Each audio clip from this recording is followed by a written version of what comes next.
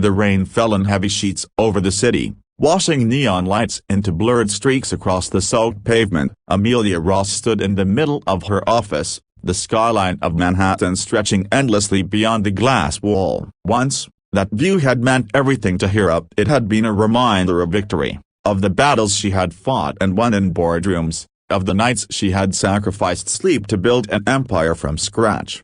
But tonight, all that glass seemed to mock her. Her phone still buzzed with unanswered calls. Lawyers, investors, reporters, each ring a reminder that the company she had spent 15 years building was no longer hers. A hostile takeover, betrayal from her closest advisors, and a market crash that no one predicted. Combined, they had stripped Amelia of her power in less than a month.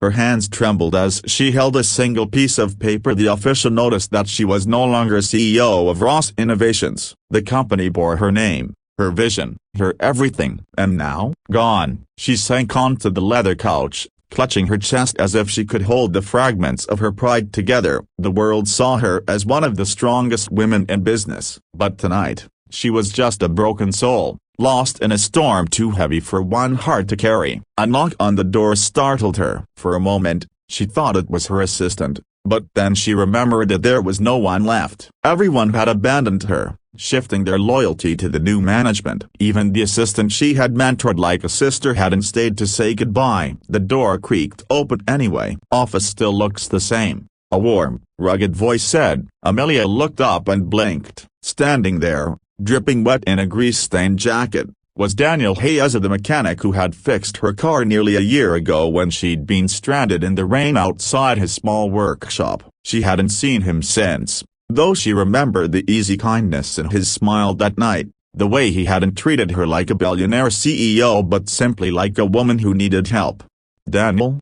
she whispered, surprised. He gave a small nod, running a hand through his damp hair. "Heard the news. Thought you might need someone who won't ask for an interview or a press statement." Her lips trembled, and for the first time in years, Amelia felt tears spill freely down her cheeks. "I lost everything," she choked out. "Everything I've built, everything I have given my life to. It's all gone." Daniel walked closer, his boots leaving faint wet prints on the polished floor. He crouched in front of her, his dark eyes steady, unshaken. "You still have her," he said softly. Amelia blinked, confused. "Her? Whoa!" And then the sound came, a small voice from the doorway, hesitant and shy. "Mommy?" Amelia's head whipped around, and there stood Lilia, her 6-year-old daughter, with tangled curls and a pink backpack slipping off one shoulder. Amelia had forgotten the time, forgotten everything in her spiral of despair. The nanny must have dropped Lily off, but in the chaos of Amelia's breakdown, she hadn't even noticed. Lily walked in slowly, her big brown eyes mirrors of Amelia's own wide with worry. She clutched a drawing in her tiny hands, the paper damp from being held too tight. "I drew something for you," Lily said softly, holding it out. Amelia's tears fell harder as she reached for her daughter, pulling her onto her lap, pressing her face into her soft hair. The drawing was of the two of them holding hands under a bright sun, with the messy little heart above their heads. In the corner, Lily had scribbled, "Me and Mommy forever." For a long moment, Amelia couldn't speak. The skyscrapers outside, the boardroom wars, the empire she had fought to protect, all of it seemed so small compared to the warmth of her child's arms around her. Daniel stood quietly, his presence steady but unobtrusive. He watched as Amelia rocked her daughter, whispering apologies through tears. He had seen powerful men and women break before real money had a way of slipping like sand through fingers, but he knew the ones who stood again were the ones who remembered what truly mattered. When Amelia finally looked back at him, her face streaked with tears, she whispered, "I don't know what to do without my company. Who am I? What am I?" Daniel leaned against the arm of the couch, crossing his arms. "You're a mother," he said simply, "and that's worth more than every dollar they stole from you." Amelia swallowed hard, her heart twisting with both pain and gratitude. She wanted to argue, to tell him he didn't understand what it felt like to lose the identity you had bled for, but one look at Lily's face silenced her. Her daughter needed her, not as a CEO, not as a titan of industry. Just as Mom. The night stretched on. Amelia sat with Lily curled against her chest while Daniel fixed them both cups of tea from the kitchenette in the corner of the office. It was a strange sight to the billionaire office, with its sleek furniture and chrome appliances, now hosting a greasy-handed mechanic who moved around like he belonged. But for the first time in weeks, Amelia didn't feel so utterly alone. "Why did you come?" she asked him quietly, after Lily had fallen asleep in her arms. Daniel shrugged. "Guess I don't like seeing good people crushed. You gave me a ride home last year when my truck broke down, remember? Said it was nothing, but it wasn't nothing to me. So broken bar I thought maybe I'd return the favor." Amelia remembered. She had almost forgotten the night she'd stopped for him, but now it came back at his old truck on the side of the road, the rain pouring down, her driver refusing to wait. She had insisted on driving Daniel home herself. He'd thanked her with a grin that seemed too wide for his tired face. Now, here he was, when no one else remained. Her chest ached as she looked down at her daughter, peaceful in sleep. For the first time, Amelia allowed herself to whisper the truth she had buried beneath ambition for years. "I've been so focused on being everything for everyone else," she said, her voice cracking. "The perfect CEO, the perfect leader, the woman who could never be defeated. But I forget a broken bar. I already had everything I needed right here." Daniel gave her a small, approving smile. "Then maybe losing the company isn't the end. Maybe it's the start of something real." Amelia closed her eyes, letting the words settle. Outside, the storm still raged, but inside her chest, a small flame flickered to life. A fragile hope. For now, she didn't know what tomorrow would bring, but she knew one thing: she hadn't lost everything. Not while her daughter's small hand still clutched hers in sleep. And maybe, just maybe, not while someone like Daniel stood quietly in her corner. The morning sun peeked through the blinds of Amelia's penthouse, streaking golden light across the marble floors. Amelia woke with Lily's tiny hand curled around her own. For a moment, she simply lay there, watching her daughter breathe softly, her curls tangled in the sheets. The events of the night before replayed in her mind: the tears, the confession, the mechanic's quiet words. "You still have her." Those words had rooted themselves deep inside her, refusing to let go. By the time Lily stirred awake, Amelia had made a decision. She could not change the fact that she'd lost Ross Innovations. She could not erase the headlines calling her a failure. But she could decide what came next. "Mommy," Lily mumbled, rubbing her eyes, "can we have pancakes for breakfast today?" The smiley face once. Amelia laughed, a sound that surprised even herself. "Of course we can." It had been years since she cooked anything more complicated than coffee. But as she stood in the kitchen, whisking batter and flipping pancakes shaped like clumsy circles with chocolate chip smiles, Amelia realized something startling as she felt lighter. Maybe she had been holding too tightly to the wrong crown all along. Lily giggled as she smeared syrup on her cheeks. Amelia leaned over and kissed her forehead, whispering a silent promise to never again let ambition steal those moments. But life didn't pause for her revelation. By noon, her phone was buzzing again. Reporters demanding statements,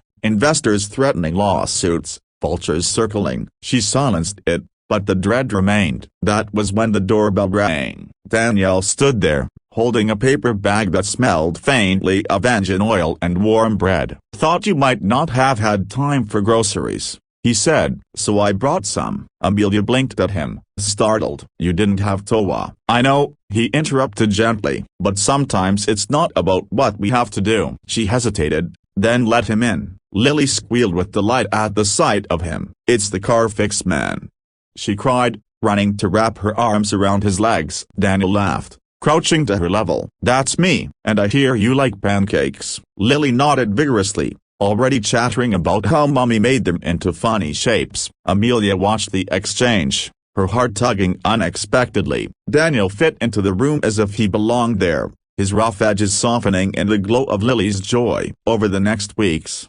Daniel's presence became steady in their lives. At first, Amelia thought it was just kindness that he was checking in on a woman who had fallen from grace. But as time passed, she realized it was more than that. He wasn't trying to fix her like he would a car. He wasn't trying to advise her, or judge her, or offer hollow sympathy. He was simply thoroughly grounded, unshaken, a man whose world wasn't measured in stock values or press releases. Amelia found herself confiding in him late at night, after Lily was asleep. They would sit on the balcony overlooking the city, coffee mugs warming their hands, and she would tell him about her fears, how she wasn't sure who she was without her title, how the world now saw her as a cautionary tale.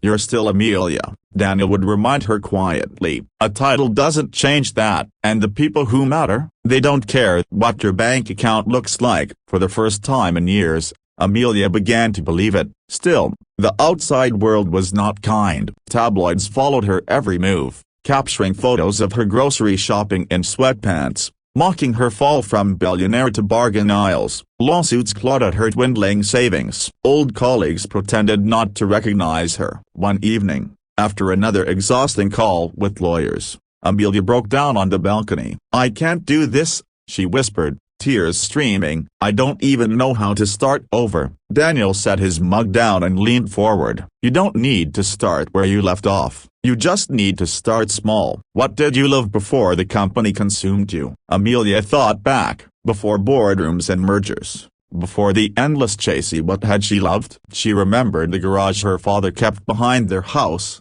how she would sit with him for hours, fascinated as he explained how engines worked. She remembered sketching designs in notebooks, dreaming not of billion-dollar contracts but of building something useful with her own hands.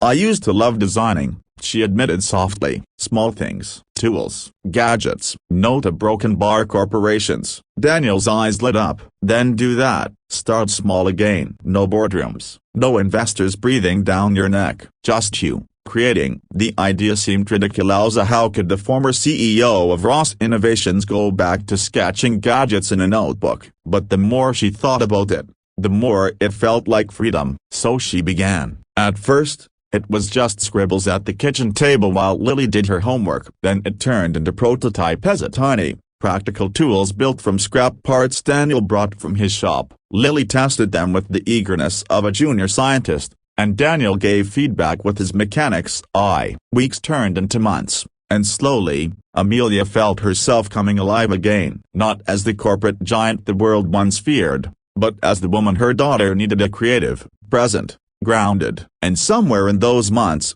something else began to grow between her and Daniel. It was in the way his eyes softened when she laughed freely. It was in the way he always made sure Lily felt safe and included. It was in the way he treated Amelia not as a fallen CEO but simply as a woman worth knowing. The first time he kissed her, it wasn't under city lights or in some dramatic moment. It was in the kitchen, flour on her hands from baking cookies with Lily. He reached to wipe a smudge off her cheek, and she leaned into his touch without thinking. The kiss was gentle. "Said you like him." Amelia pulled back, breathless. Daniela broken Baridonta. "You don't need to say anything," he murmured. "I'm not here because of who you were, Amelia. I'm here because of who you are." For the first time in years, she didn't feel like she had to prove herself. She simply let herself be. By the end of the year, Amelia's small designs had gained attention online. People admired the practicality of her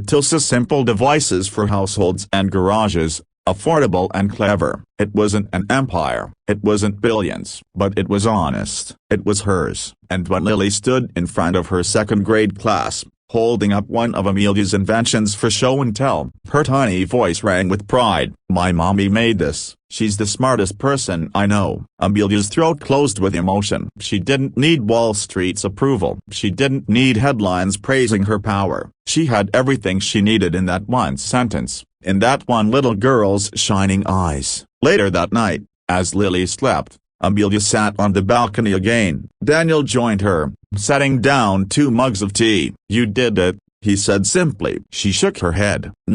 "We did it. You reminded me what mattered." He smiled, brushing a strand of hair from her face. "Sometimes all a broken engine needs is a little spark to run again. You had the spark all along." Amelia leaned into him, her heart finally at peace. The woman who once ruled skyscrapers now sat barefoot on a balcony, cradling tea and dreams smaller than billions but infinitely greater in meaning. She had lost everything the world said mattered, but she still had her daughter. She still had her heart, and she still had him. And for the first time, Amelia realized that she had never been richer.